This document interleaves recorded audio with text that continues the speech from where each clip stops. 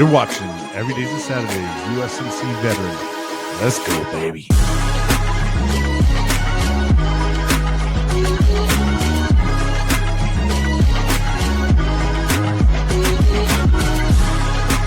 And here's your host, Brian. And what's going on, friends and family? Welcome into another great show. It's going to be another coffee talk with Brian. And this time we're going to be talking about a big thing in the veteran community. And that's getting out, the transition from getting from going from the military into civilian life. You know, I know it doesn't look the same for everybody, but that's exactly what we're going to be talking about today.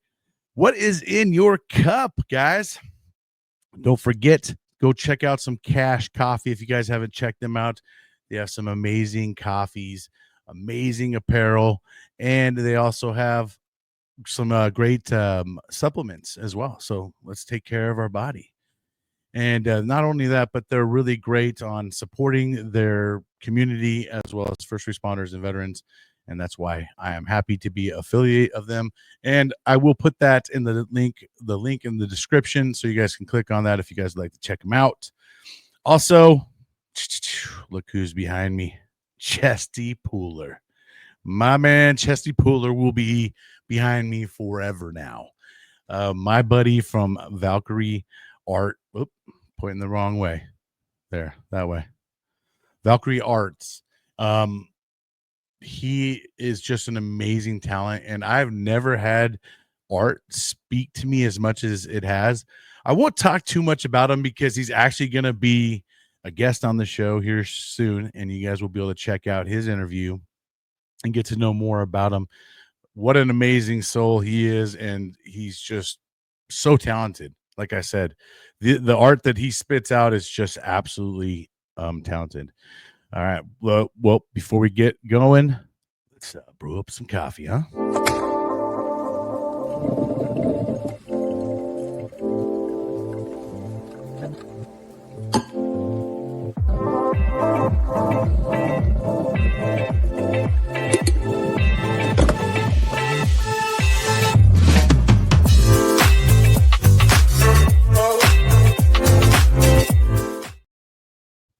All right.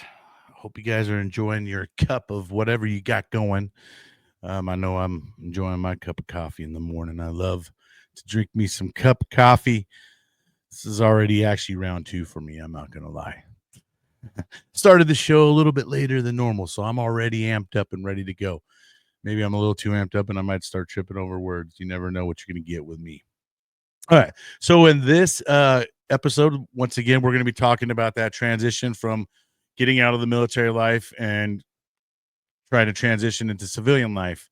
We'll be talking a little bit about the identity loss, emotional struggles, finding structure, and forging a new path forward. You know, I think a lot of us have different stories and different paths on how transition looked for us. Some of us had probably easier transitions than others.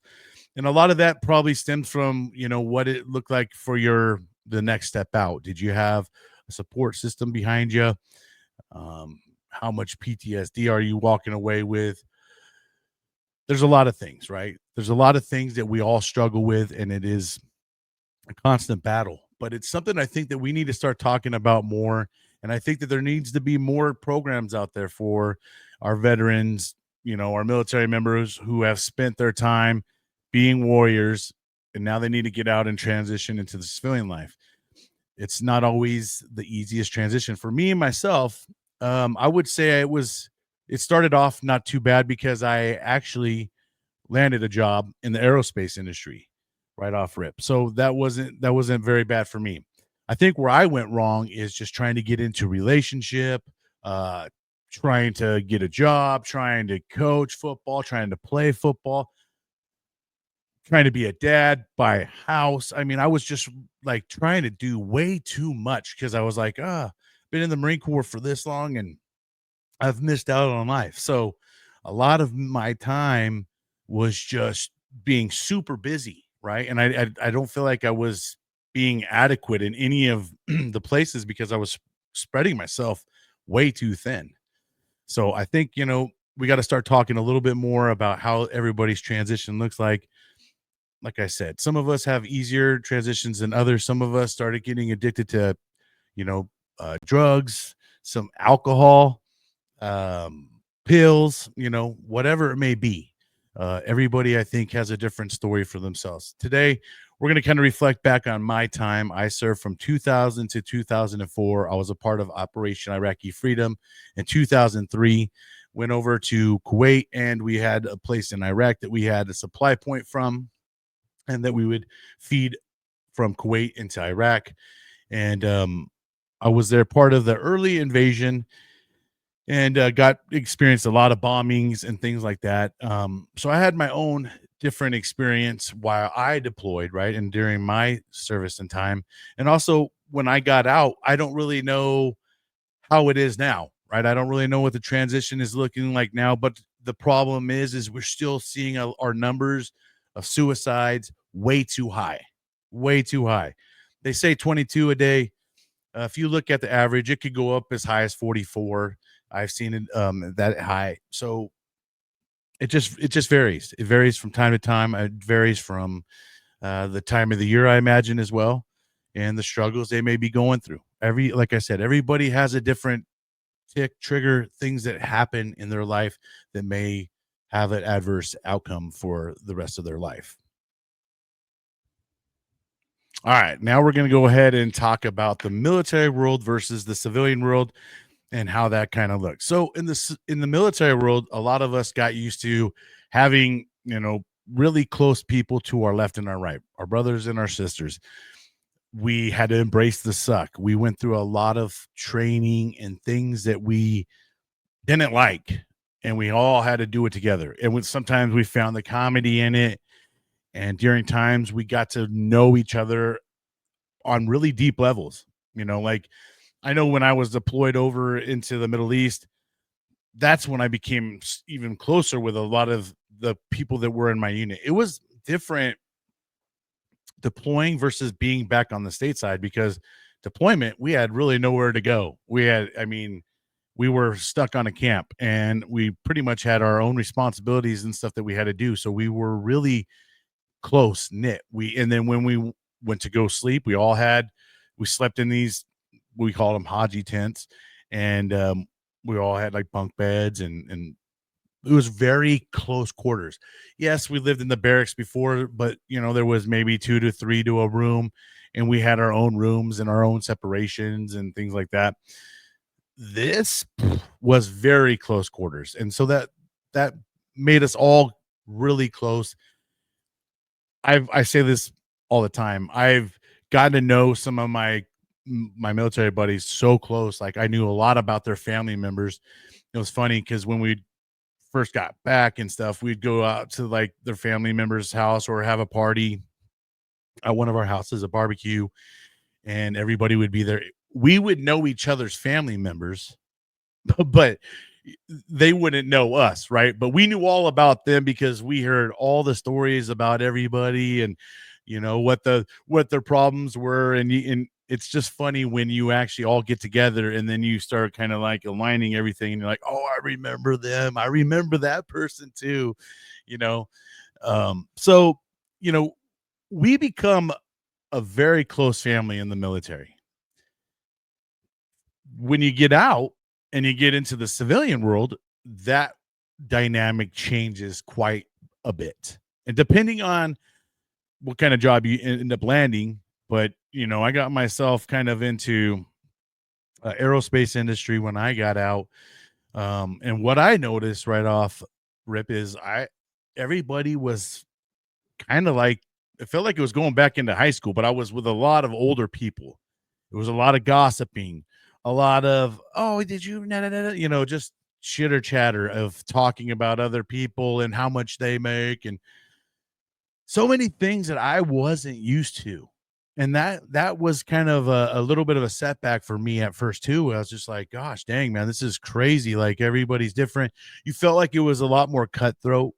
Um, and everybody was kind of in it for themselves, right? Like, because they're obviously you're there to make your own money and your own stuff. I mean, we all have a job to do and stuff, but it's the outlook of it is a lot different when you get into the civilian world. And I know this is just talking from my account, and I know everybody else has their own experience. Some of you may relate to what I'm saying. Some of you, are like, God, no, I didn't really experience that. For me, that's what like I said, I experienced a lot of just feeling not like I was part of a team anymore. It was more of like I'm in it for myself, and I got to start watching out for myself.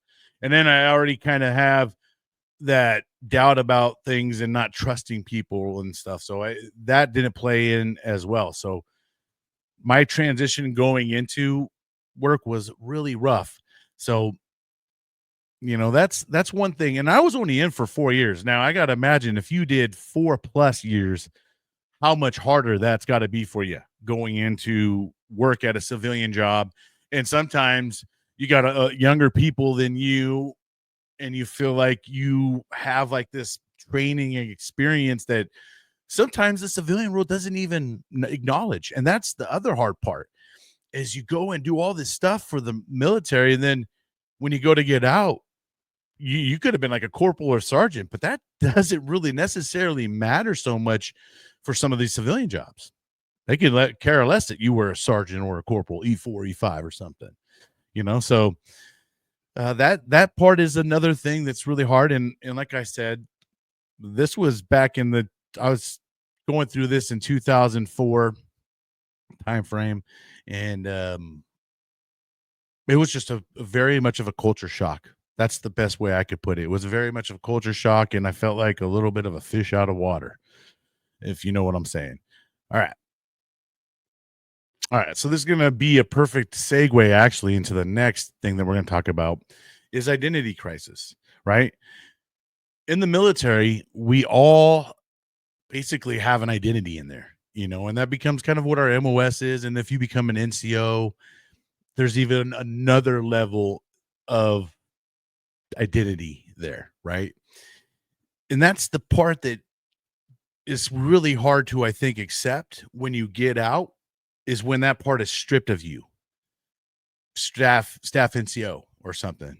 Now you're just Joe Schmo, and in the real world, then you might be at the bottom of the work toll, So I think a lot of us struggle with that part is kind of losing our identity, right? And losing our place and where our feeling of self-worth, and it's a hard thing to kind of adjust to, I think, for some of us. And I think that's where a lot of guys find themselves getting in trouble. I had a buddy who we served together the whole time. I ended up getting him a job, same place. He struggled getting in, and it was the transition for him was such a struggle, right? And I watched a lot of it, and I had already been there for 6 months, so I kind of already knew the way. So I would be like, "Hey, bro, you gotta chill out, man. This is not the Marines anymore, and these guys don't operate like that, right?" And there's a HR, there's a human resource department, and you can't just go and chew someone's ass out like we always would, or something like that. Especially when they got to be an NCO, you're definitely gonna be chewing some ass out, and no pun intended, you guys out there that are like, open up myself for that one, huh? All right, the next thing we're gonna talk about is the loss of structure and routine. Now that's a hard thing too, right? In the Marines, for me, man, I always had a place to go, right? There was always a formation at some point in time that I had to make sure I was at. It was in the mornings, 05. We had PT at 05 on Mondays, Wednesdays, and Fridays. You better be there 15 minutes prior to that time, or you can be considered late. All right. Uh, and then after you're done with that, they tell you, hey, go back, get your shit together. You have X, Y, and Z amount of time. Be back at the shop or wherever at this amount at this time. And then after that, you're told you got chow, when to go to your lunchtime, when to come back. And then when you're done, You have a formation before you leave, and then they tell you when you or where you got to be the next place, right? Sometimes, like on a Thursday, you might be told, "Hey, you got uh, field day," right? So now you got field day on Thursdays.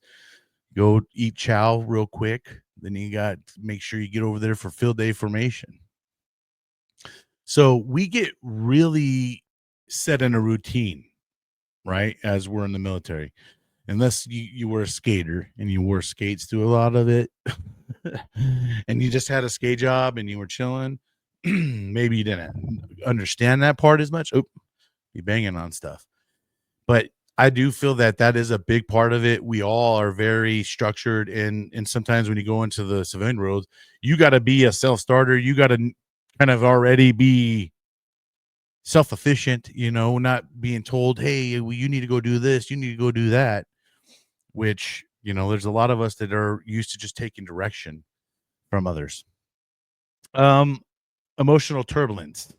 This one is talking about loneliness, anxiety, stress that come with transitioning. There's a big amount of that comes with it because there's a pressure on you, for one, to go get a job, right? When you get out of the military, some of you may have saved up enough time where you had like a early, you were able to, I save up, I think it was 63 days for early EAS.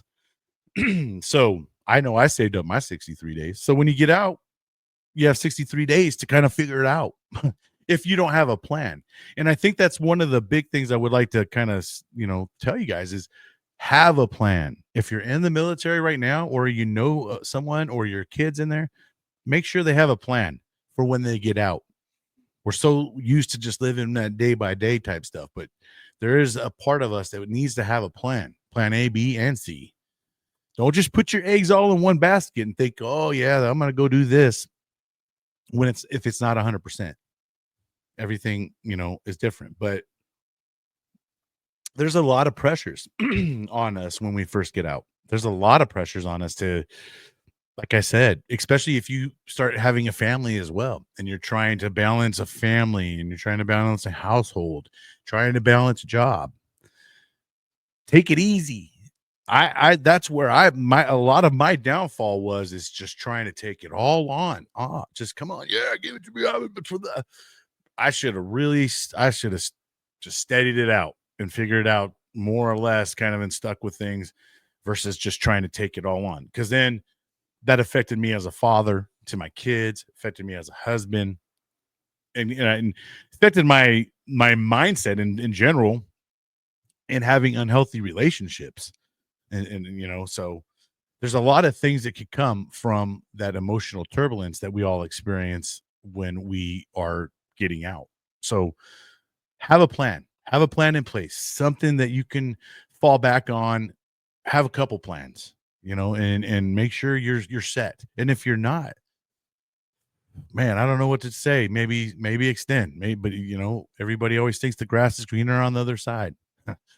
And not always the case. Let me tell you.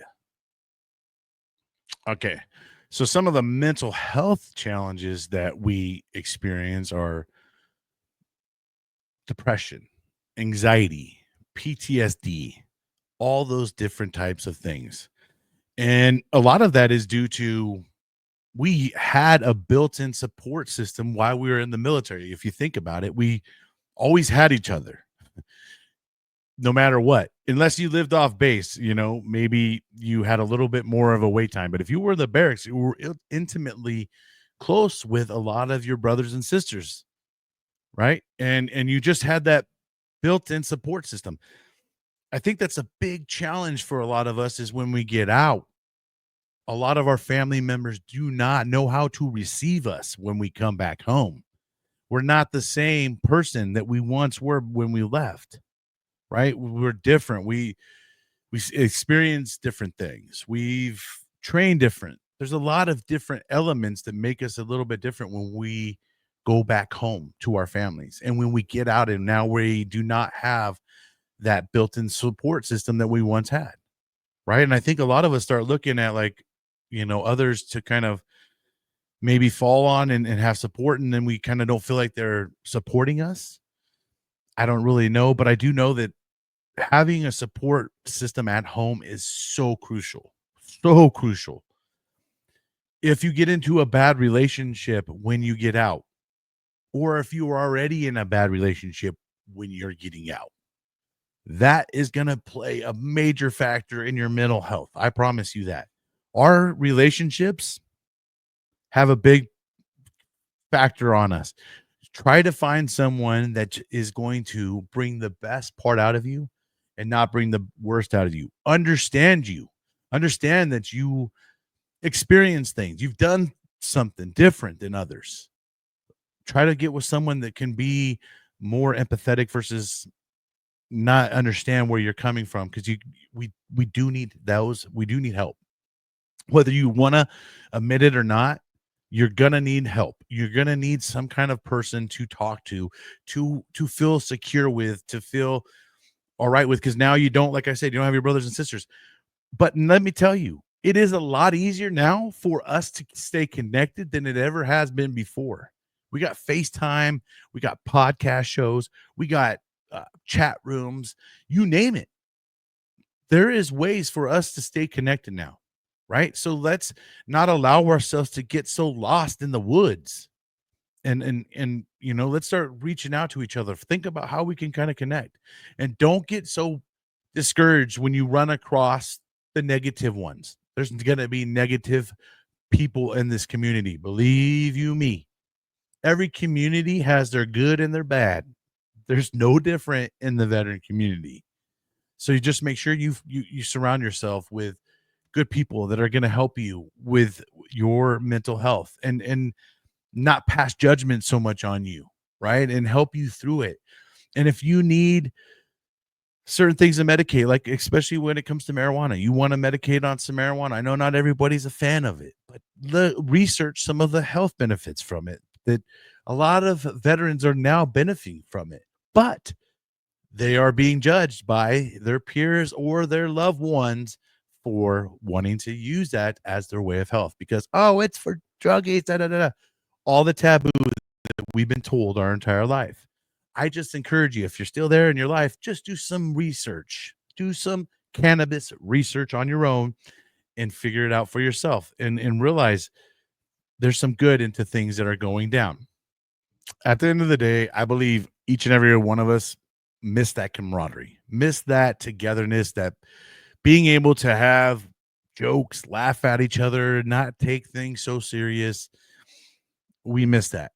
We miss that part, and being able to tell jokes without someone being like, "Oh my gosh," it's that's a really rough part for all of us. What part do you guys miss about the military in particular? I'd love to hear from you guys. Please shoot me an email. Let me know how transition looked like for you. What was it good? Was it bad? What are the things that you in particular are missing about the military? Or maybe shoot, you don't miss anything and you're happy to be out.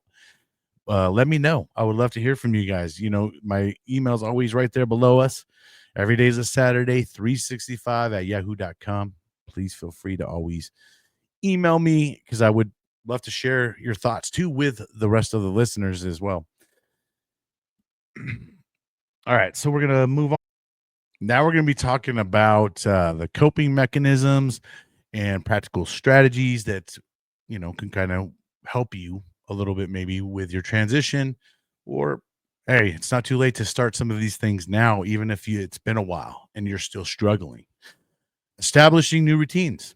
Guys, there's things that you could do. Doesn't have to be big things either. Set little goals for yourself. Maybe you're feeling like you're a little overweight and you want to start losing some weight. Set some small goals. Hey, I'd like to lose 5 pounds. All right. Well, how are we going to do that? Let's make a little new exercise routine. Start off small. Don't do things that are going to kill you and make you hate what you're doing. You're going to get sore from some of these things. Trust me. I can tell you guys from my own experience. I've done this as of recent, and I think I've been going since November, and I've lost 40 pounds. I'm in a lot better shape than I've been in a while. Feel so much better. And I have my days where I feel like, "Oh, I don't wanna do it," or I'm discouraged, but I just keep pushing myself, and this is I gotta say, this is the most I've ever really challenged myself and to be on a healthier level, and it does help. It does help with your mental health. S I promise you. Go for walks, small little walks. If you can't walk, do little things with your arms, find little exercises you can do. YouTube has a lot of great techniques, exercises, things that we can learn from, but just make sure you're setting small achievable goals that you can accomplish. And then when you start doing that, you start to feel good. Like, all right, I got a W. I got a win today, and it doesn't got to be big wins. Even if it's just making your bed, maybe you don't make your bed anymore and make your bed the first couple days. And you're like, all right, you find yourself starting to get in that new routine, and starting to find good. Seeking support. Don't be afraid to go out there and seek support. There's veteran support groups out there. There's people like me. You can hit me up. Let's chat. You know what I mean? I don't know. I can help you in whatever way you may need, but I can be a ear to listen, and I can try to point you in the best direction. And I'm more than willing to help anybody if they need help to try to go find whatever resources they may be lacking. But let's lean on each other. There's nonprofit groups out there as well. I've had a lot of different nonprofits on the podcast show, anywhere from equestrian, which is, riding horses, cattle, all that stuff, into shooting, hunting, jumping out of planes, knitting, book reading. I mean, you name it. There is practically something that can fit each of everybody's hobby. And if there's not, hey, be the next one to go ahead and start something. You know what I mean? And go and take advantage of the grants and the certain things that are out there for veterans to start nonprofits. Make sure you're out there leveraging your military strengths. Something I think that a lot of us forget to do when we get out of the military. I think we tend to lose a lot of what we learned, right? Specifically on the resilient part, because I feel like a lot of us, when we get out, we just get lost. We're not good at adapting and overcoming. And I think a lot of that is because we lost that person to our left and our right that kind of always was like, hey, and you didn't have you had to always keep up with each other, right? So you had someone to always kind of keep you in line and keep you going. And now you kind of lose that part. But hey, you got to start digging deep down. There's some leadership traits that no one's ever learned. There's some great value that you have been taught that no one out there has. Not going to say no one. There's a small percentage of folks that have it. Let's just say that. And typically when you go back into your job, places, there's a lot of people out there that haven't served, right? So, hey, you can sometimes bring it without having people be distasteful about it, if that makes any sense whatsoever. Self-care and reflection. Something that we're not good about doing, right, is taking care of ourselves. Sometimes we're not good about caring about ourselves, supporting ourselves, laughing at ourselves, loving ourselves, caring about ourselves. We put a lot of our time and effort into others, right? Now it's time. This is not selfish. Take some time and put some time into you and yourself, right? You yourself need to get better. The only way you're going to be great for the rest of this world is if you yourself are good to go. And that's what we all, to get there and be the best version of ourselves. That's what we got to do. We got to keep on working. We got to keep pushing and striving to be the healthiest version of ourselves. And a lot of times we can learn from one another too. Look at some of the people out there that are doing positive things, and they're doing positive. Surround yourself with good people. That's a big thing. Surround yourself around with good people. People that are there to support you, not bash you, put you down, tell you how horrible of an idea that is, and be discouraging. Try to get rid of those people. Weed them out. Boom, get rid of them. You know what I mean? And start surrounding yourself by people that are going to take care of you, take care of that mind of yours, help you push you through when you're not doing something right, motivate you to get there, right? Without throwing rocks at you. So start taking care of ourselves. When you start taking care of yourself, you will start feeling good about yourself. Also, have a little bit of some self-reflection. Look back at some of the things that maybe you need to own in your life that maybe you didn't do something right and you just need to own up to it sometimes. Go own up to it. Go to those people, let them know, hey, I've been thinking about things and I was wrong about this, or, whatever it may be. But have a little self reflection, own some of your things. The only way you're going to be able to move on in life is owning whatever it may be that's bothering you. If there's something in your life that's kind of holding you back or bothering you, that's something you need to face forward and be truthful with, right? Let's get rid of it. Own it, get rid of it, move forward, and it's gone. Um, all right. Gonna now move to the next phase. Okay, what we're gonna be talking about is kind of bridging the gap. And what do I mean with that? Is bridging the gap with your military life and your civilian life. And how do we do that? Right? Because I don't think that we want to lose our complete identity of what we've earned while we were serving in the military, right? There's a part of us that we earned a title, we earned a lot of certain things. So for me, I don't think it's just, hey, take off the uniform, we're done, right? That's not for me. But you got to find that fine balance of how can you intertwine that being still holding your values and the things that you learn in the military, and how do you transition that into being into the civilian world, and how do you make both worlds work? I think it's okay to be prideful. Like me, I wear a lot of military stuff, and I got a lot of tattoos. Did I have these tattoos while I served? No, I didn't. I got way more motivated and stuff like that while I got out. Why? Because I have so much pride in what I did. It is definitely a part of me that I will always carry and never forget. You'll never be able to remove the Marine out of me. You may be able to remove me out of the Marines, but you can't remove the Marine out of me. And that is just the way it is, right? But I have to also learn how to be a Marine with that Marine mindset, but still be a civilian as well, and where they can accept the person that I am. Because that's the other thing was a lot of us are really hard to handle because we're very black and white. There's not a lot of gray area, so we don't see the gray area that a lot of people see, and that's something hard for us. We're just very cutthroat. And maybe not everybody is. Maybe I'm just speaking from my experience, but I know that that's kind of how I was, and I've had to do a lot of learning. Right, I've had to learn how to be able to bridge that gap and make the two worlds coexist in a way that one of them doesn't suffer either way. Right, and that's all you got to do is find that good balance. Um, you know, Transformation is a big struggle,